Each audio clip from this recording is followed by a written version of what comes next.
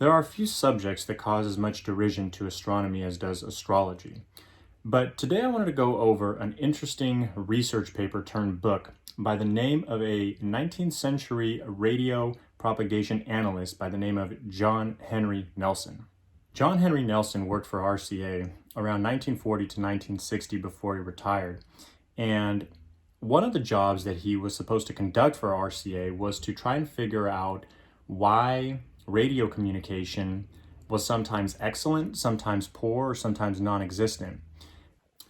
So in the 1940s, RCA commissioned Nelson to do some research, which actually turned out to be his lifelong passion. And he continued to do that research for about 25 to 30 years, maybe longer. And the objective of the research was to find out if there was any correlation between sunspot activities and how that might disturb the magnetosphere or the ionosphere and so on and so forth here on Earth, and therefore any kind of radio communication here on Earth. Well, it turns out that it does, and his predictability on his model, which we'll talk about in just a second, was about 85 to 90% predictability, meaning that based on his model, he would have an accuracy of 90% to tell you whether or not a solar flare or disturbance and what type of a disturbance or a good radio signal would happen and when it would happen. And he was often right to the hour towards the end of his life. And so where astrology comes into this whole research project was that Nelson, he actually used the heliocentric model of astrology, which of course we use in astronomy. It was discovered by Copernicus and then verified by Kepler and Newton that the sun obviously is the center of our solar system and the planets revolve around it. So what Nelson discovered is when certain planetary arrangements were at certain degrees away from each other, they would have either malevolent or benevolent radio propagation features depending on how the planets were arranged in relation to the sun. Now this is kind of where it gets really interesting. So what Nelson discovered was that when the planets arranged to each other at certain degree intervals, eventually he went down to 7.5 degree intervals, that he noticed that there was either a positive effect on radio communication or a negative effect on radio communication. And basically, I'll try to be as brief as possible, but the research goes into much more detail. If major planets were in conjunction, say at a 90 degree interval to each other, then this would almost always result in some type of a big magnetic storm, which originated from the sun, because apparently he's not claiming that they caused sunspots, but they seem to correlate significantly with each other and thereby causing solar flares and radiation ejection and disturbing the ionosphere here on Earth. And so there was this correlation between planet, sun,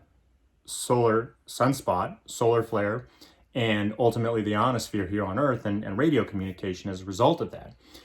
And so what he had discovered was that there was indeed some type of a correlation with this archaic notion of astrology when superimposed on modern astronomy,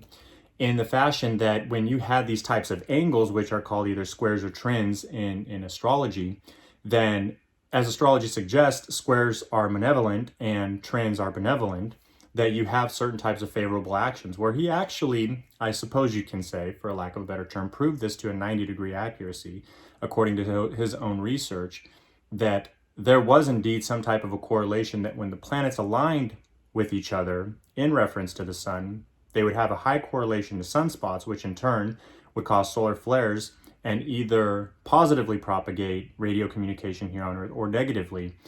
propagate radio communication here on Earth by virtue of disturbing the ionosphere.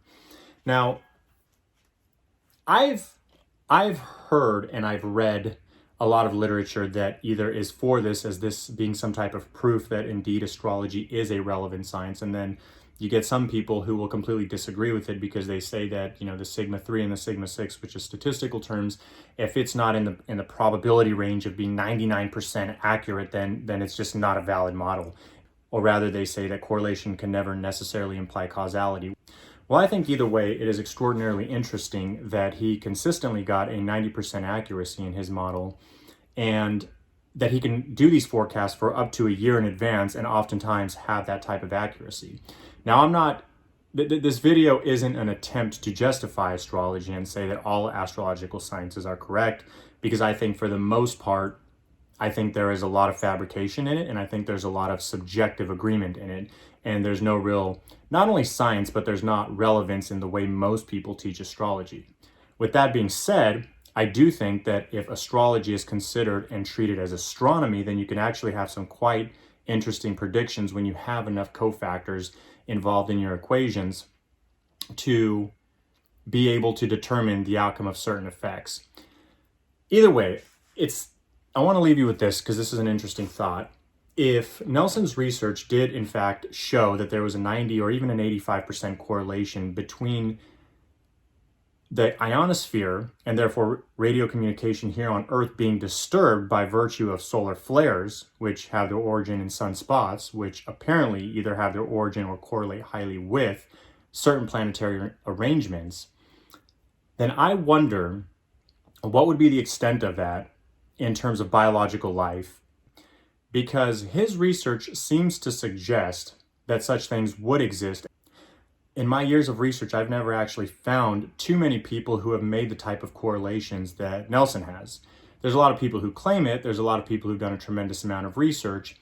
but when you try to duplicate it, a lot of times it seems to fall a little short from what you would expect or what they claim that its accuracy is. So anyways, if you guys want to check out the article which turned book that I was referring to, it is called Cosmic Patterns by John Henry Nelson. You might find it under the author J.H. Nelson. But nonetheless, it is a phenomenal read for those of you who are looking for any type of correlation between astrology and astronomy. I'm not saying it's definitive proof, but I think it's an amazing place to start and check out.